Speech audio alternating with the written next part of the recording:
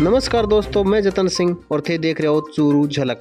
सादुलपुर विधानसभा में लगातार पानी और बिजली की समस्याएं हैं वह दिन प्रतिदिन बढ़ती जा रही हैं और बांग ऊपर पूर्व विधायक मनोज नांगलिया अपनी बात रखी है।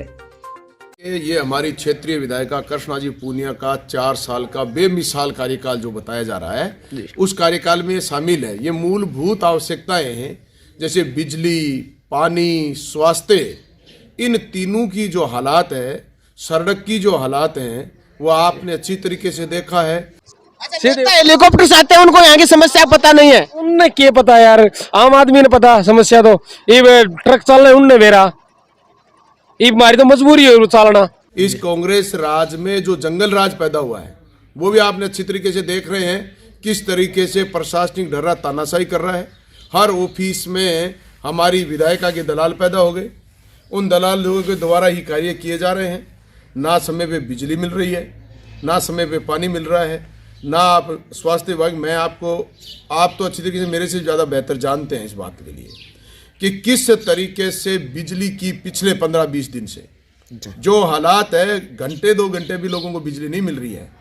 पानी की हालात, मैंने कल परसों PhD ऑफिस गया और मैंने उनको अवगत कराया कि आप JJM स्कीम है, जल जीवन मिशन योजना, इसमें आपने लूट के अड्डा बना दिया। पानी पिलाना आपका उद्देश्य नहीं है। हर घर नल दे सकते हो, हर घर जल नहीं दोगे। घर को नल तो दोगे, जल नहीं दे पाओगे।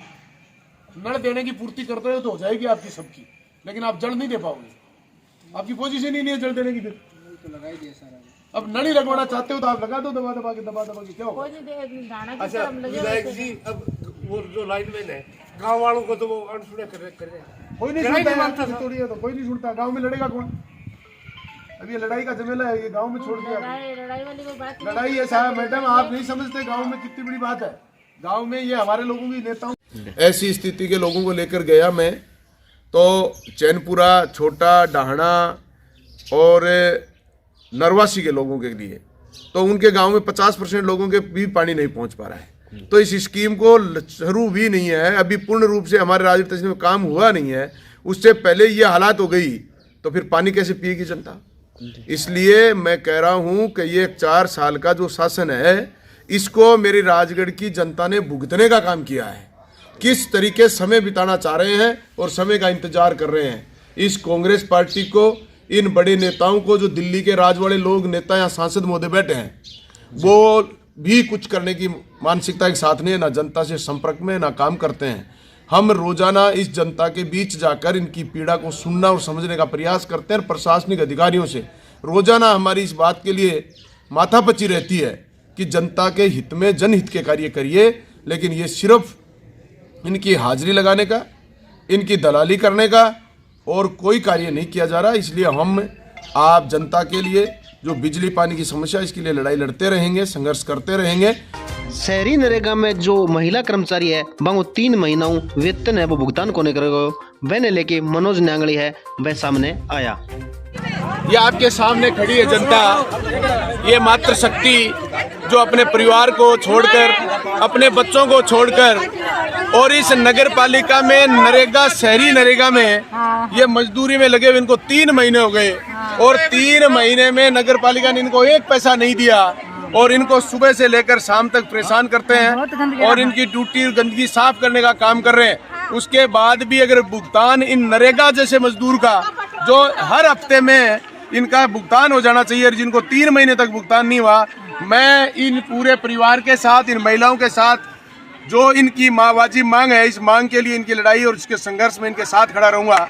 और आज इनकी मांग के लिए तब तक हम इनकी लड़ाई लड़ेंगे। और विधानसभा का चुनाव बड़ा नजदीक है, जनता इनसे जो समय आएगा उस समय बदला लेगी। और पिछले 5 साल के जो कार्यकाल था, उसमें हमने बिजली, पानी और स्वास्थ्य की इतनी ज़्यादा मॉनिटरिंग करी कि हमने किसी भी सूरत में हमारी जनता को परेशान नहीं होने दिया। लेकिन अब ये जनता के कोई मालिक नहीं बनना चाहता, जनता का सिर्फ वोट का उपयोग करना चाहते हैं, इसके अलावा सुनना नहीं चाहते। इसलिए मैं जनता से भी अपील करता हूँ कि समय हमारा नज़दीक है। इनके गाँव भी झूठ बोलने वाले लोग अब से शुरू हो जाएंगे और वो इनको भ्रमित करने का प्रयास करेंगे कि हमारा दिल्ली में राज आएगा, हमारा जयपुर में राज आएगा। मैं दोनों राज के नेता राजगढ़ में बैठे, जो दुर्गति आज हमारी हो रही है, वो अच्छी तरीके से देख लिए। दिल्ली के राजवाड़ा 9 वर्ष से है, जयपुर के राजवाड़ी 4.25 साल से है, लेकिन जनता की कोई सुध नहीं है। सिर्फ राज इनके घर बनाने के लिए आया है और घर बना रहे हैं और किसी पर ऊपर की परवाह नहीं है। धन्यवाद। जनता से फिर अपील करता हूं कि इनका बदला लेने का आपका समय आ गया है। इनकी लड़ाई हम हमेशा लड़ेंगे, जनता के हित में जो काम होंगे वो करेंगे। सर, अभी जो अध्यापक भर्ती है कैंसिल हुई है, उसका पेपर रद्द हुआ है। लगातार पीछे कई वैकेंसियां और है, उनके भी पेपर रद्द हुए हैं, आउट होते जा रहे हैं। उनके बारे में आप क्या कहना चाहेंगे? सबसे पहले तो मैं ये कहना चाहता हूँ, रक्षक ही भक्षक बन गए और दूध की रखवाली बिल्ली को सौंपने वाली बात हो गई। माननीय मुख्यमंत्री अशोक जी गहलोत साहब बड़े लेवल की रोजगार देने की बातें करते हैं, लेकिन वो चाहते हैं कि किसी भी प्रकार से भर्ती ना हो और भर्ती में भ्रष्टाचार का बोलबाला सीएमओ ऑफिस से लेकर शिक्षा विभाग में लेकर आरपीसी से लेकर सारे लोगों की तालमेल के कारण ही ऐसा सब कुछ हो रहा है।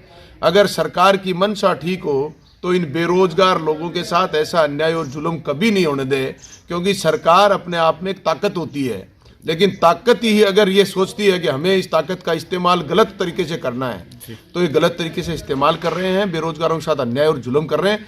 जिन गरीब बच्चों, परिवार के बच्चे, जिनके अभिभावक बड़ी कठिनाइयों से बच्चों को पढ़ाते हैं और वो पेपर के दिन वहां तक पहुंचने का प्रयास करते हैं और वहां जाकर ये सुनने को मिलता है कि पेपर रद्द हो गया है और वो पेपर रद्द होने का कारण भी पेपर लीक हो गया है, तो इससे बड़ा दुर्भाग्य और कोई नहीं हो सकता हमारे अभिभावक और बेरोजगार बच्चों के साथ। इसलिए मैं माननीय मुख्यमंत्री जी से कहना चाहता हूं, आप सरकार में सत्ता के मालिक हो, आप इस पेपर भर्ती जो मामला जो भी होता है इस पर स्थायी रूप से समाधान करने का प्रयास करें। सजा से नहीं, सजगता से रोका जा सकता है और इसलिए सजगता आपकी कितनी सक्रिय है उससे काम बनेगा। इसलिए आप इस भर्तियों को जब जब भी कराएं, इन पेपरों को नियंत्रण करें, नहीं तो ये जनता सड़कों पे उतर के आपका विरोध करेगी। तब आप लोगों को समझ में नहीं आएगा कि बेरोजगारों के साथ कितना बड़ा जुल्म हो रहा है। इसलिए बहुत गंभीर सब्जेक्ट है। अच्छा, आप लगातार फाइट फॉर राइट संगठन के माध्यम से, आप उसके संरक्षक भी हैं और उसके माध्यम से रीट भर्ती हो, अन्य भर्तियां होती है, बेरोजगारों की आवाज़ें होती है, वो उठाते रहते हैं। तो फाइट फॉर राइट का इस मामले में बोलना अभी क्या आगे कदम रहेगा? देखिए, फाइट फॉर राइट ने संघर्ष किया 2016 की रीट भर्ती में। 2018 की रीट भर्ती से वंचित जो लोग थे, इन सरकार की नाकापियों के कारण बेचारों ने 10-10 साल तक कोर्टों में लड़े, हम सुप्रीम कोर्ट तक, और उसके बाद हम उन लोगों को नियुक्ति दिला पाए हैं। अब भी 2016 की भर्ती में कुछ लोग पेंडिंग पड़े सरकार के कर्मचारियों, नुमाइंदों के कारण। ऐसा ही गवर्नमेंट करना चाहती है। ये अपने इस कार्यकाल में किसी को नौकरी देना नहीं चाहते, क्योंकि ये समय बिताना चाह रहे हैं। एक तरफ तो ये कह रहे हैं कि हम रोजगार दे रहे हैं, दूसरी तरफ ये इसको नौकरी देना नहीं चाहते। ये चाहते हैं कि हमारा समय बीत चुका है, इसलिए कैसे न कैसे इस उलझन पैदा करके हम नौकरी ना दे पाए। और इस लड़ाई को भी अगर बेरोजगारों की हमारे फाइट फॉर राइट में अगर आएंगे लोग, तो हम निश्चित रूप से इन बेरोजगारों की लड़ाई को चाहे कहीं भी लड़ना पड़े हम लड़ेंगे और हमारी पूरी टीम लड़ेगी, हमारा पूरा संगठन लड़ेगा। इसमें जो भी कानूनी बातें हैं वो लड़ेंगे और सरकार के साथ अगर लड़ने की बात है तो हम सरकार के साथ लड़ेंगे।